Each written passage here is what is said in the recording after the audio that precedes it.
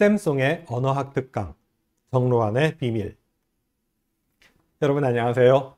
송주현입니다. 자, 오늘은요 정로환의 비밀이라는 제목으로 해음에 관련된 이야기도 좀 해보고요, 중국 브랜드에 관련된 이야기도 좀 해보도록 하겠습니다. 정로환이라는 약 다 아시죠? 뭐 한 번씩 다 들어는 봤을 거예요. 드셔보신 분들 많이 있고요. 배탈설산 역시 정로환 해가지고 예전에 광고도 이렇게 많이 나왔었습니다. 이런 광고 보신 기억 있으세요? 이 광고 말고도 또 여기도 보면은 배탈설사에 정로환 해가지고 당의정도 나와 있어요. 원래 이 약이 좀 냄새가 나고 그래서 좀 이렇게 먹기 힘들어 하시는 분들이 있으니까 이렇게 설탕으로 옷을 입힌 그런 당의정으로도 나와 있습니다. 뭐 여러 가지 포장도 있고요. 여러 제약회사에서 만들고 합니다. 자, 정로환 이런 약입니다. 여기 한자로 이름이 쓰여 있어요. 그죠? 우리나라에서 시판되는 그런 포장인데요. 정로환이라고 쓰여 있습니다. 어떤 글자예요? 예, 이렇게 쓰여 있습니다. 이 정도 읽을 수 있죠? 예, 첫 번째 있는 글자가 발을 정, 두 번째 있는 글자가 이슬로, 세 번째가 구슬환입니다. 맨 끝에 환자는요, 뭐 청심환이라든지 알약을 가리킬 때 무슨 약이라고 할 때 무슨 환 이렇게 얘기하죠. 예, 그래서 바른 이슬약 뭐 이런 뜻으로 해석할 수 있겠네요. 근데요, 이게 배탈설사를 치료하는 약인데 바른 이슬약이라고 하니까 뭔가 의미가 좀 와닿질 않아요. 왜 이렇게 이름을 지었을까 한번 생각을 좀 해봅시다. 도대체 정로환은 무슨 뜻일까요?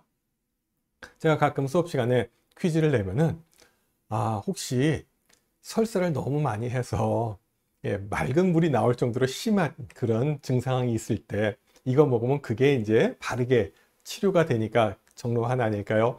라고 얘기하는 학생도 있었는데 상상력이 아주 대단하고요. 그런 뜻은 아닙니다. 이 정로환이라고 하는 이 약은요, 일본에서 만든 약입니다. 뭐 언뜻 중국 약이 아닐까 이렇게 생각하는 분들도 있는데요. 일본 약입니다. 일본에서 세로강이라고 발음합니다. 세로강이라고 해서 우리나라 포장하고 비슷하게 생겼어요. 일본도 굉장히 여러 제약회사에서 만드는데요. 요 나팔표, 요 나팔표 정로환이 굉장히 유명합니다. 요 정로환 포장과 우리나라 정로환 포장 보면은 뭐 크기도 비슷하고, 뭐 맛이나 향이나 뭐 효과나 비슷합니다. 우리나라 이 동성제약인가요? 회장님이 일본에 가가지고 요 비방을 가져오기 위해서 굉장히 노력을 하셨고, 이 약 만드는 공장장을 이렇게 접대하고 뭐 이러면서 약 만드는 방법을 알아냈다라는 그런 이야기가 있습니다. 아무튼 이 정로환이요, 여러 가지 포장도 있고 여러 제약회사에서도 있는데요. 도대체 무슨 뜻일까 확 와닿지 않는데 오늘 그 의미를 여러분들께 알려드리겠습니다. 일본에서도 이 정로환이라고 이렇게 씁니다. 근데요, 지금 말씀드렸다시피 이 약에 얽힌 이야기들이 많이 있습니다. 그래서 일본에서도 보면은 세로강노 히미츠라고 해가지고 정로환의 비밀이라고 하는 어린이 책이 있어요. 저도 직접 보지는 못했어요. 이렇게 찾다 보니까 이런 자료가 있더라고요. 우리나라 어린이들이 많이 보는 뭐 Y라는 책 뭐 이런 거 있잖아요. 궁금증 해결해주는 백과사전과 같은 그런 책이 있는데 정로환의 비밀이라고 해서 이런 책도 있습니다.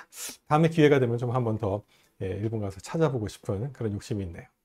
정로환을 현재 발을 정자, 이슬로자, 구슬환자를 쓰지만 처음에 정로환이 나왔을 때는 이 정로환이 아니었어요. 다른 글자였어요.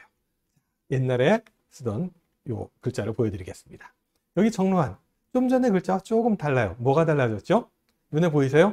자, 좀 전에는 발을 정자였어요. 그런데 여기서는 지금 앞에 두 인변이 붙은 칠정자가 됐습니다. 정로환이라고 이렇게 썼습니다. 현재도 요 브랜드로 판매하는 제약회사가 있고요. 발을 정자 쓰는 제약회사도 있습니다. 초창기에 정로환이 팔릴 때 이런 식이었습니다. 역시 두 인변에 이 칠정자를 썼죠. 이 제품도 역시 정로환이라고 이렇게 썼습니다. 자, 정로환이라고 할 때 발을 정자가 아닌 요 칠정자를 썼는데 도대체 그러면 이거는 무슨 뜻일까? 이슬을 치는, 이슬을 뭐 정복하는 그런 약이다 이런 뜻이 되나요? 요거 한번 생각을 해볼게요. 발을 정자 옆에 요 두 개가 있는 요거는 칠정자, 치다라는 뜻이에요. 그리고 요거는 이슬로고요, 구슬환입니다. 우리나라 사전에서 이 정자를 찾아보면요, 치다, 때리다, 정벌하다라는 뜻으로 나옵니다. 치다, 때리다, 정벌하다. 중국어 사전에서 이 정자를 찾으면은 일단 발음은 정, 제1정으로 나오고요. 일본 뜻으로 주로 군대가 먼 길을 가다, 정벌하다, 뭐 정복하다, 뭐 토벌하다, 뭐 이런 뜻으로 나옵니다. 자, 이 칠정자는요, 군대가 먼 길을 가서 정벌할 때 이 정자를 요 글자를 사용합니다. 자, 그러면 이제 첫 번째 글자의 뜻은 알았고요. 두 번째 정로한 할 때 로자를 알아봅시다. 로는 이슬 로자예요. 이슬 로자는 어렵지 않죠? 우리가 많이 먹는 요 소주 참이슬이라고 하는 이 브랜드가요, 원래는 한자로 진로라는 브랜드였어요. 그죠? 진로가요, 참진 이슬로예요. 그래서 참진의 참, 이슬로의 이슬이라고 해서 원래는 한자 브랜드였는데 한글 브랜드로 바뀐 사례입니다. 요즘 복고 형태로 이 진로라고 하는 옛날 이런 클래식 요 패키지도 판매되고 있는데요. 아무튼 진로 할 때 로자가 이슬로자입니다. 이렇게 보면 한자 쉽게 외울 수 있겠네요. 아, 진로가 참진이구나, 이슬로구나, 그래서 참이슬이 됐구나, 뭐 이런 식으로 이해하면 쉽습니다. 근데 아무리 생각해도 배탈설사약하고 이슬하고는 별 관련이 없을 것 같아요. 그래서 이 이슬로가 뭘 의미하는지 찾기 위해서 우리가 알고 있는 그 낱말을 좀 활용해 보겠습니다. 여러분들 이제 중어중문학과라고 하는 명칭 많이 들어보셨죠? 예, 국어국문학과도 있고요, 영어 영문학과도 있고요, 불어불문학과도 있고요. 우리 안양대학 같은 경우는 중국 언어문화학과예요. 언어랑 문화를 합니다. 문학보다는 이제 문화를 중요시 여기는 그런 겁니다. 어쨌든 전국의 많은 대학에 중어중문학과, 국어국문학과, 영어 영문학과, 불어불문학과가 있습니다. 중어중문학과에서는 중국어를 배웁니다. 국어국문학과에서는 우리 한국어를 배웁니다. 영어 영문학과에서는 영어를 배우고요. 불어불문학과에서는 뭘 배우죠? 네, 맞아요. 프랑스어를 배웁니다. 프랑스어를 배우는데, 프랑스에서 교통경찰이 음주 단속을 할 때 무슨 말을 하는지 아세요? 프랑스에서 교통경찰이 음주 단속을 할 때 하는 말은 불어입니다. 불어. 자, 불어불문학과의 불어는 프랑스어라는 뜻이고요. 불어는 둘 다 불어입니다. 이런 식으로 비슷한 발음 활용하는 거, 요거에 대한 얘기를 또 할게요, 좀 이따가. 자, 일단 중어중문학과, 국어국문학과, 영어 영문학과, 불어불문학과가 뭘 배우는 학과인지 알아요. 그러면은 노문학과는 어떤 것을 배우는 학과입니까? 혹시 노문학과라는 말을 처음 들어보진 않으시죠? 고려대학에 가도 문과대학에 노문학과가 있습니다. 여기 보면은 영어로 딱 쓰여 있는 것만 보면은 어떤 언어인지 딱 한눈에 들어오죠. 자, 서울대학교에도 노문학과가 있습니다. 여기 그림 보니까 더 쉽게 알 수 있겠네요. 그죠? 테트리스와 같은 그런 게임에 나오는 그런 성 같은 게 있는데, 노문학과는 러시아어를 배우는 학과입니다. 우리 안양대학교는 러시아어과가 있습니다. 러시아 언어문화학과입니다.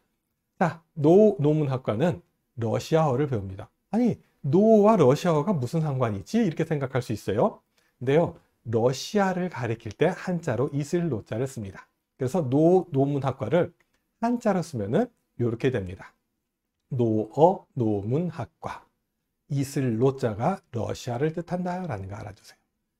사전에서도요, 이 이슬로자를 찾으면요, 첫 번째로 이슬로라고 나와 있는데요, 쭉 여러 가지 의미를 찾다가 아래 내려가 보면은 러시아라는 말이 나옵니다. 러시아를 한자로 쓰면은 이렇게 쓸 수 있어요. 일본어로는 러시아라고 발음을 합니다. 자, 그래서 이슬로자가 러시아를 뜻한다라는 거 일단 하나 기억을 해주시고요.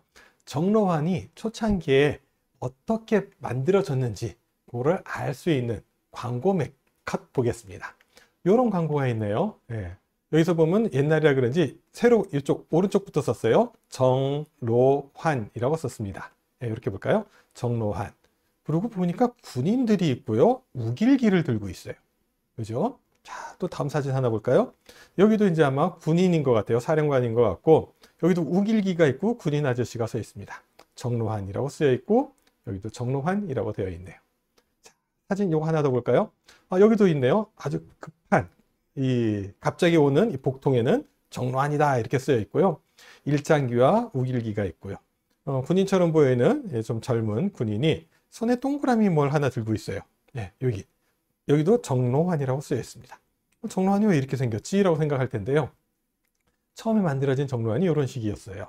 아마 이 깡통처럼 된 이런 동그란 통 속에 알알이 이렇게 작은 알약이 들어있었던 그런 모양이었던 모양입니다. 자, 그래서 정로환이라는 약이 처음에 이렇게 생겼었습니다.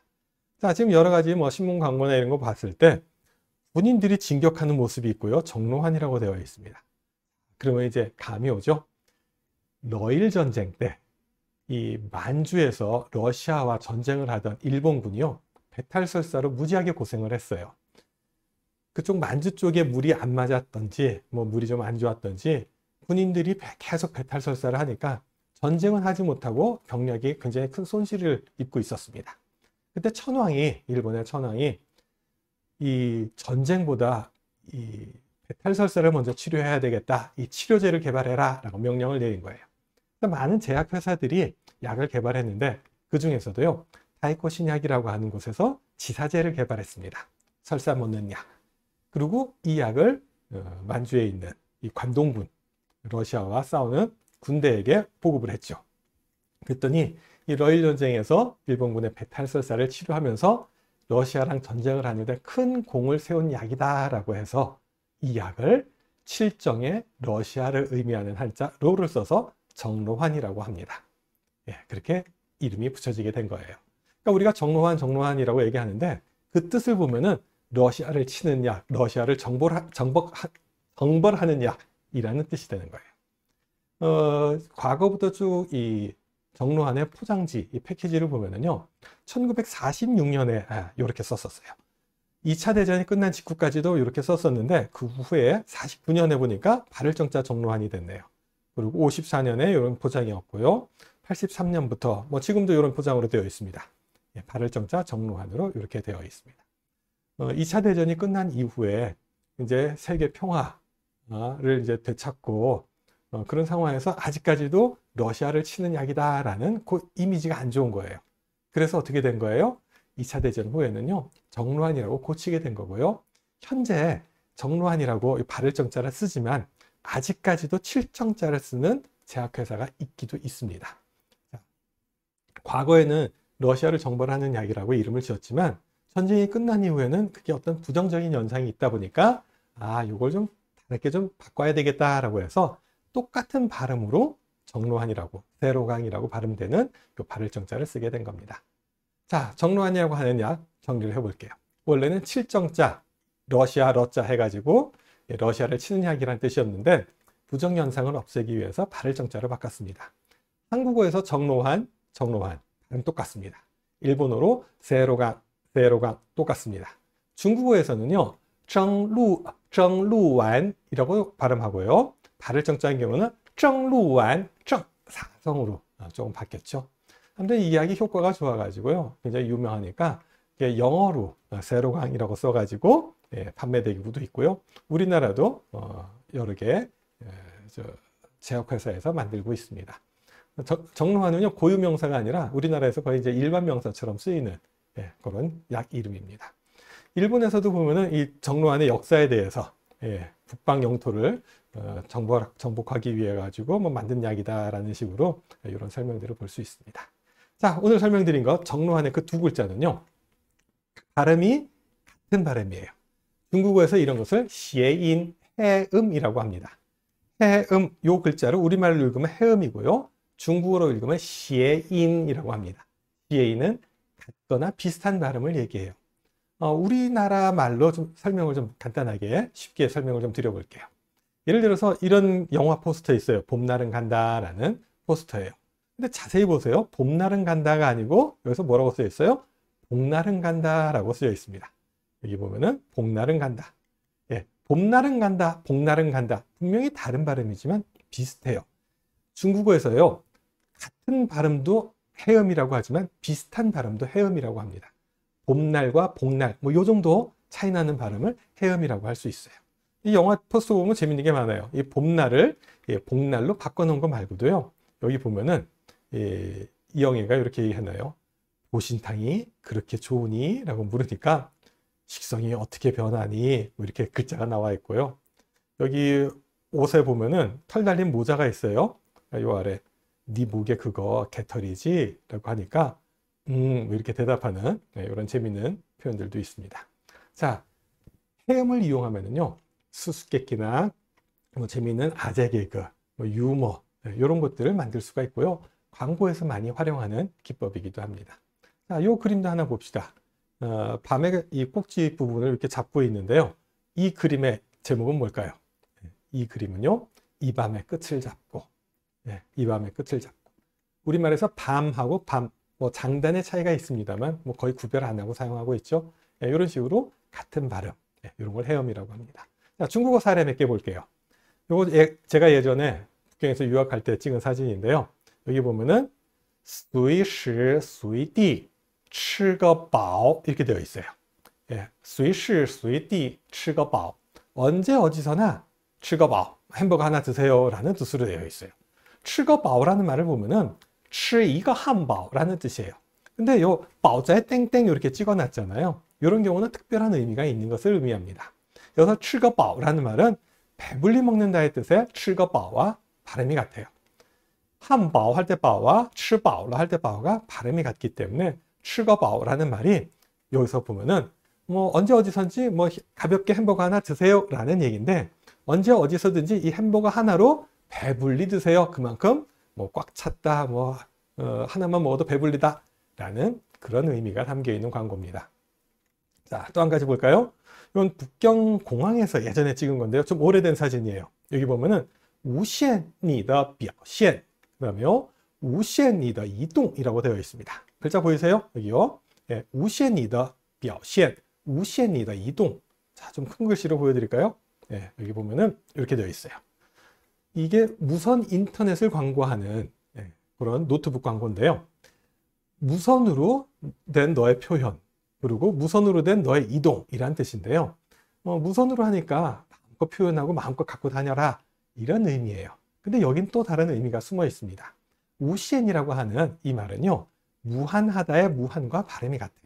그래서 무한한 너의 표현, 우시엔이더表现, 그리고 우시엔이더 이동, 무한한 너의 이동. 그래서 이 무선이라는 의미 속에 무한하다라는 그런 의미가 담겨 있습니다. 자, 이렇게 발음이 같은 다른 의미의 글자를 찾게 되면은 굉장히 멋있는 광고 카피를 만들 수가 있습니다. 우리가 중국어를 전공하면서요, 그냥 중국어만 배우는 게 아니라 이런 중국의 브랜드, 뭐 해음, 중국인의 언어 습관 이런 걸 배우게 되면은 앞으로 뭐 중국과 관련된 업무를 하게 될 때 굉장히 유리하게 그 실력을 발휘할 수가 있습니다. 자, 그럼 이어서 하나만 더 볼까요? 百事可乐라고 있습니다. 펩시콜라예요. 이것도 제가 직접 찍은 사진입니다. 이 윗부분에 보면은 여기 세로로 축 쏘여 있는 거 말고 위에도 百事可乐라고 써여 있는데 이 앞에 보면은 祝你라고 되어 있어요. 좀 크게 볼까요? 祝你百事可乐, 祝你生日快乐, 뭐 이런 식으로 생일 축하해 뭐 이런 얘기할 때 祝你라는 말 붙이지 않아요. 근데 여기서는 왜 펩시콜라라는 브랜드 앞에 祝你를 붙였을까요? 祝你百事可乐라고 얘기를 하게 되면은 무슨 뜻이냐? 당신의 100가지 일이 다 즐겁기를 기원합니다, 바랍니다 라는 뜻이 돼요. 그래서 펩시콜라라는 브랜드를 이용해서 새해 인사를 이런 식으로 패키지에 포장에다가 넣어가지고 판촉을 한 그런 사례입니다. 祝你百事可乐 하면은 당신이 100가지 일이 다 즐겁길 바랍니다 라는 뜻입니다. 百事可乐는 펩시콜라의 펩시를 광동어로 이렇게 음역을 해서 만든 브랜드입니다. 뭐 이렇게 좋은 의미로 광고 카피를 만들기도 하지만 때로는 의도하지 않게 나쁜 의미, 부정현상이 일어나는 경우도 있어요. 인터넷에서 많이 돌아다니는 그런 사진인데요. 충청도에 해미읍성이라고 있죠. 해미에 가면 읍성이 있는데 그곳에 있는 부대찌개예요. 해미읍성 부대찌개, 보쌈 이렇게 되어 있어요. 이거 보면 좀 슬프지 않아요? 부대찌개는요, 햄이 반드시 들어가야 돼요. 햄이 있어야 맛있어요. 근데 여기는요, 햄이 없어. 햄이 없으니까 맛이 없지. 그죠? 햄이 없성의 의미에 햄이 없다라는 게 사투리로 연상이 돼요. 그러다 보니까 이 부대찌개 집은 햄이 없는, 햄이 안 들어간, 제대로 맛을 내지 못하는 그런 부대찌개라는 부정 현상이 생기게 됩니다. 자, 우리가요, 중국어로 번역할 때, 뭐 브랜드를 번역하거나 광고를 번역하고 이럴 때 부정 현상이 생기지 않도록 해야 되는 게 굉장히 중요합니다. 부정 현상 사례 하나만 더 볼게요. 신리초등학교라고 하나 있습니다. 용인 수지에 있는 초등학교인데요. 이런 학교예요. 아담하고 예쁜 학교입니다. 학교 앞에 보면은 신리초등학교라고 쓰여 있어요. 이 신리초등학교 이름 들었을 때 어떤 부정현상 느껴져요? 괜찮아요. 큰 문제 없어요. 뭐 특별히 좋은 뜻이 보이는 것도 아니지만 그렇다고 나쁜 뜻이 보이는 건 아니에요. 근데 문제는 어떤 경우냐? 이런 경우입니다. 이 학교 앞에 도로 표지판이 있는데요. 도로 표지판을 보면 이렇게 쓰여 있습니다. 신리초등학교라고 쓰여 있고 그 아래 영어로 SILLY 신리초등학교라고 실리라고 쓰여 있습니다. SILLY 무슨 뜻인지 아시죠? 사전을 찾아보면 이렇게 나옵니다. silly라고 하면은 지능이 낮은, 전응의, 뭐 어리석은, 지각이 없는, 결국 신리초등학교를 소리나는 대로 신리초등학교라고 썼는데 바보 같은, 지능이 낮은, 뭐 어리석은 초등학교가 되어버렸습니다.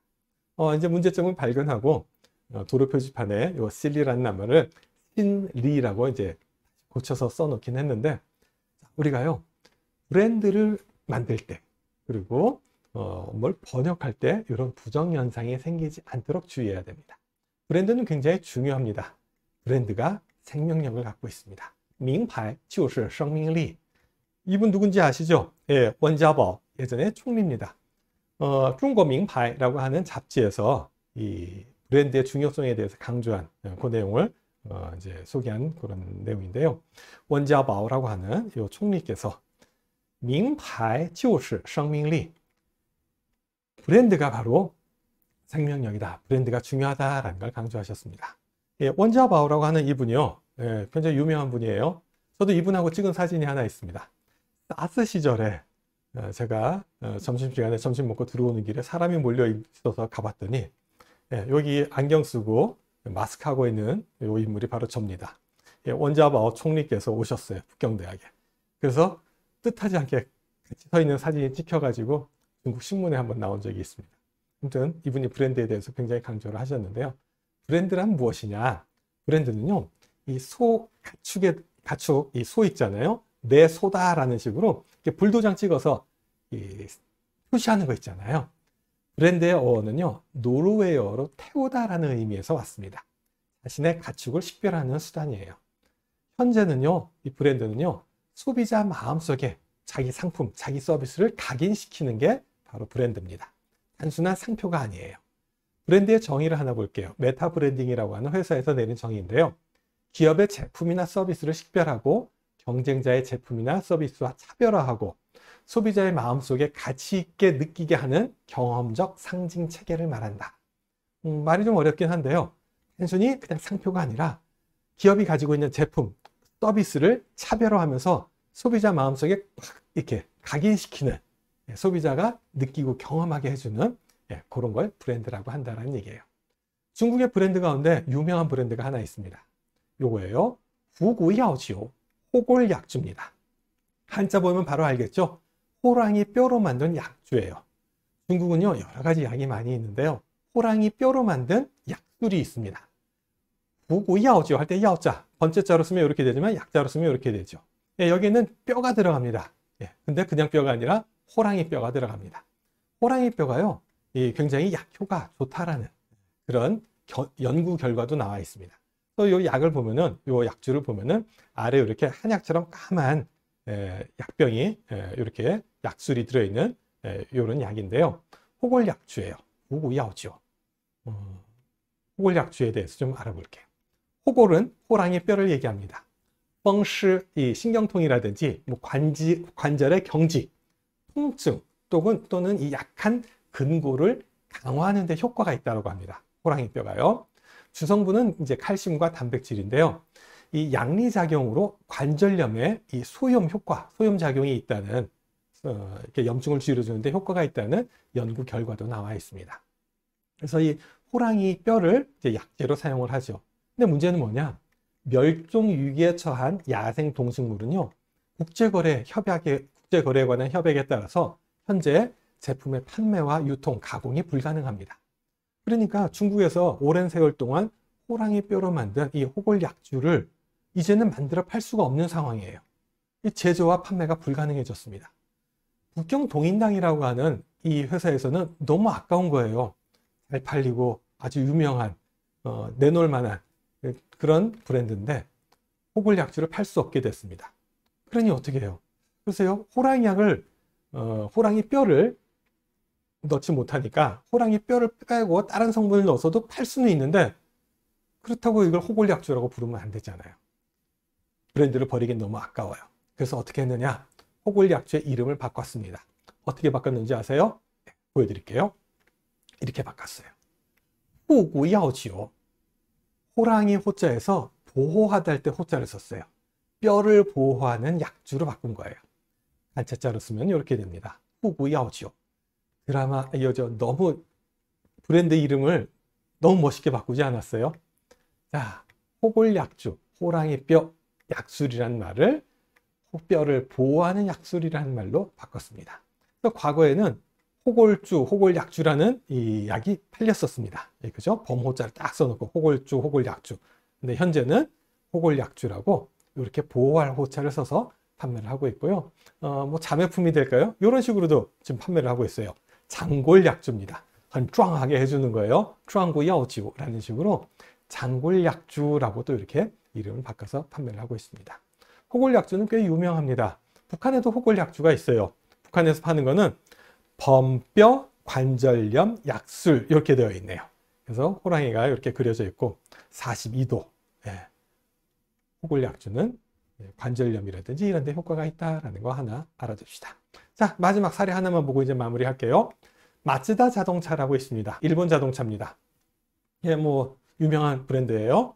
근데 이 마츠다 자동차가 중국으로 진출하면서 이 마츠다라는 이름으로 이제 진출을 하려고 하는데 마츠다 자동차를 한자로 쓰면은요, 이 소나무 송자에다 밭전자를 사용합니다. 그래서 이걸 읽으면 마츠다라고 이제 발음을 합니다. 근데 송전이라로 하는 이 브랜드를 가지고 중국에 들어왔어요. 근데 차가 안 팔리는 거예요. 사람들이 안 타요. 그 이유가 뭘까요? 송티엔이라고 하는 낱말은요, 송티엔이라는 낱말과 발음이 비슷해요. 송티엔이라고 하면은 하늘로 보내는 거예요. 아, 이 차 타면 하늘 날아가는 거야? 안 타, 타기 싫어. 이런 느낌을 받게 된 거예요. 그래서 브랜드의 부정연상 때문에 차가 안 팔렸습니다. 그래서 이 마츠다 자동차가요, 브랜드를 바꿨어요. 원래 송전이라고 하는 이 한자 이름을 버리고 그냥 마츠다라고 하는 중국식 발음을 찾아낸 겁니다. 여기 보면은 말이 자기가 스스로 도달한다라는 뜻의 마츠다라는 브랜드로 현재 마츠다 자동차가 중국 시장을 공략하고 있습니다. 우리나라 현대자동차의 소나타도요, 처음에 소나타였어요. 그랬더니 소나타는 자동차다라고 해서 이 부정연상이 생기니까 소나타에서 소나타로 브랜드를 바꿨다라는 이야기도 있습니다. 자, 오늘 해음과 브랜드에 대해서 쭉 한번 알아봤고요. 중국의 언어를 재밌게 배워가면서 우리가 앞으로 어떤 식으로 발전할지도 한번 생각해 보면 좋을 것 같습니다. 자, 오늘 여기까지 할게요. 감사합니다. 谢谢，我们下次再会。